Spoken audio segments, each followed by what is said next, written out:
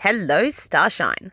My name is Liz, and this is my channel, Simsational Stories. If you have not seen my videos before, and you enjoy this one, please like and subscribe, and maybe check out my other social media as well.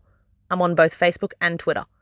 All relevant links are in the description below, and of course, if you're a Sims player and you'd like to download any of my characters, just search the hashtag Simsational Stories on the Sims 4 gallery. All original content is created by This Is Not Eric. Finally, before I begin my Simsational story, I'd like to issue this blanket content and trigger warning. The following story is just Sims, hey. I'm not going to apologise for treating them terribly, if that's what I've done. But I do want to assure you now that although I mean absolutely no harm, I completely understand if you feel unable to consume my content. Many loves, and we will catch each other on the internet elsewhere. Okay, so now we've gotten that over with. Let's go. Today's story is from Conservationist Kaiulani of Sulani, and we're at chapter 5. If you have not seen previous chapters and would like to catch up, there are playlists available on my channel so you can hear the entire story in chronological order. The rest of us are going to move on from where we left off last time though. So without further ado, Kaiulani and Alejandro had officially been together for 6 months, and Alejandro wanted to celebrate their anniversary. He had a plan. Kaiulani wasn't allowed to know anything about the details of it. All she was told was what day she was to be dressing up on and at what time to be expected to be ready. It was exciting for Alejandro. Before his first wife's death, he had always been a bit of a romantic, and that side of him was finally creeping back in. The day came at last. Alejandro was nervous. He had chosen an expensive restaurant in Windenburg for the meal, and was then rather embarrassed to find that he couldn't read the fancy French menu. They were lucky Kaiulani had taken French in high school.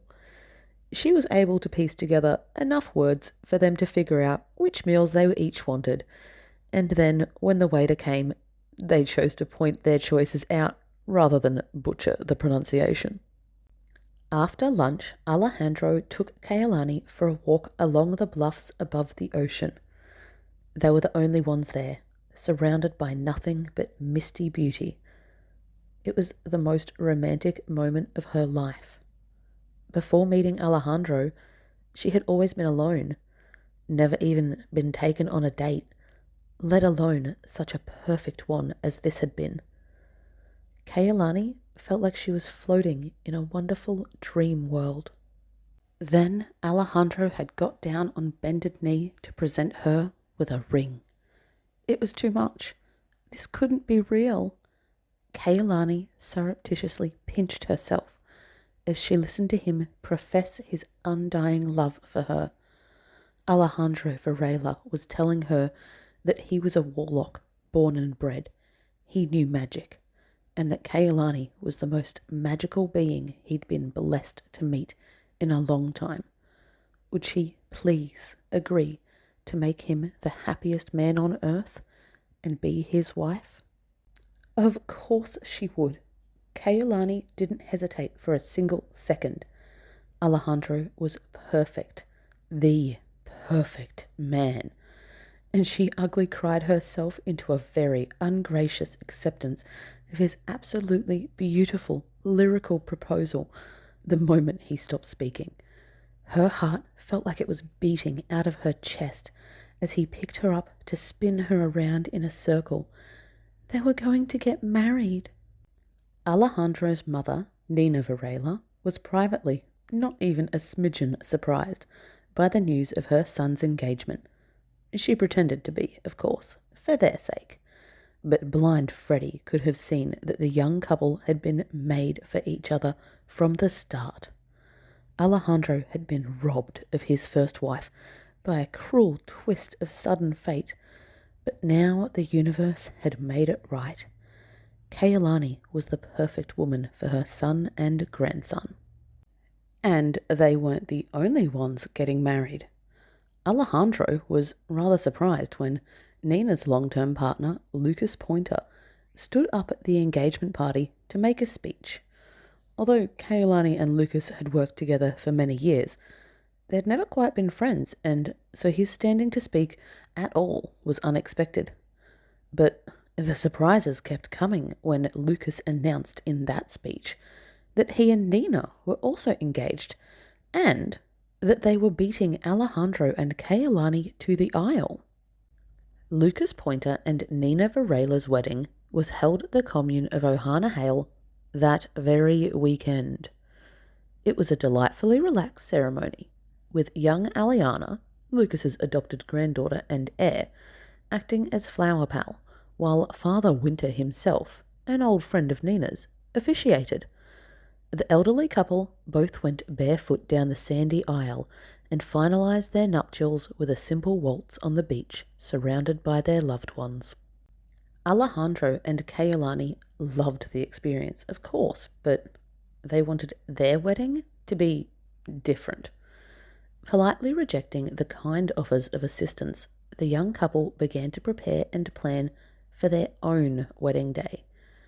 They wanted a church ceremony first, with a reception dinner afterwards at a secondary location, and of course they would have to wait until Angelo was old enough to be involved. Angelo's birth mother, Dominique, had died from an unexpected heart attack just weeks after giving birth to her son, leaving Alejandro utterly devastated at the time. He had moved in with his mother at the hippie commune of Ohana Hale, and it had taken months for him to heal his heart enough to be able to find and fall in love with Kaiulani.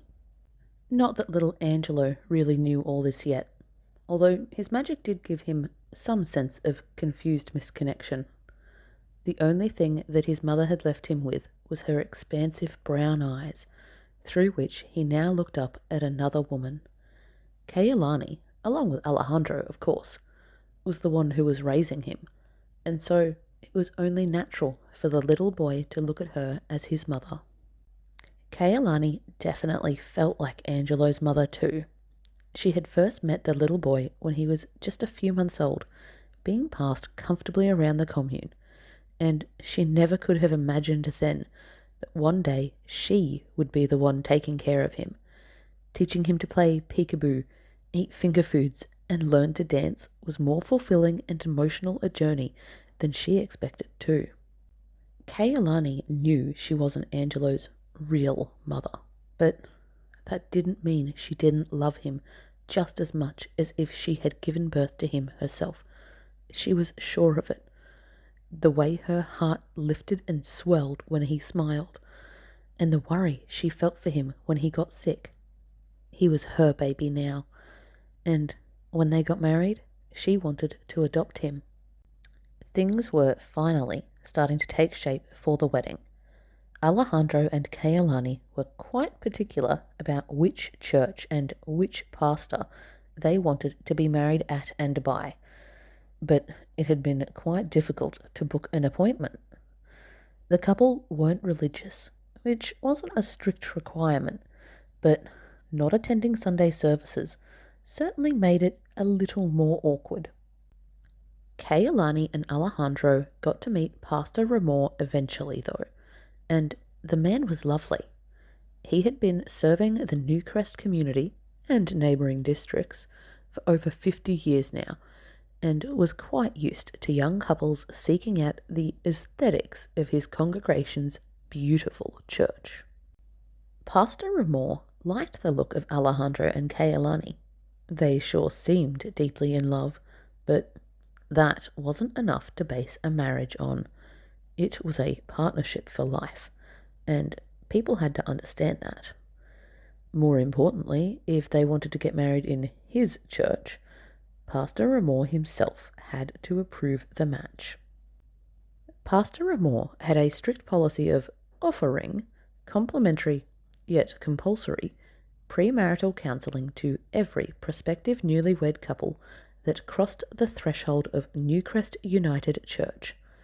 It was a simple enough process. An individual session and then 1 or 2 shared appointments was usually all it took. Alejandro had agreed so quickly and enthusiastically to Pastor Ramor's offer of premarital counselling that he had Kaiulani worried. Was there something he needed to talk about? Were they okay? She hadn't told him yet that she wanted to adopt his son, but now obviously wasn't the right moment. They were in Tartosa to do more wedding planning. Kaiulani did her best to put her worries and insecurities to the back of her mind and enjoy the moment with Alejandro. It was a beautiful day. The sun was shining down, and the Tartosa bakery did a deliciously divine red velvet that had them both drooling. Kaiulani was pretty sure that this was the one, but it didn't hurt to try 1 or 6 more others. Next, Kaiulani ducked to the florist and was surprised to see a large selection of flower varieties not common in Sulani. It was so interesting to her horticultural side how each neighbourhood had their own native plants. After much internal debate, Kaiulani finally decided on a rainbow rose bouquet, the like of which she'd never seen before. Touring reception halls came after that. There was a spectacular wedding venue in Tartosa that was worldwide famous, and touring the grounds, they could see why. It was tempting to hold the entire event here. Many people did, but Kaiulani had her heart set on a church wedding. Alejandro didn't mind either way. He just wanted to marry his girl. Searching for the perfect dress was the final challenge of the day.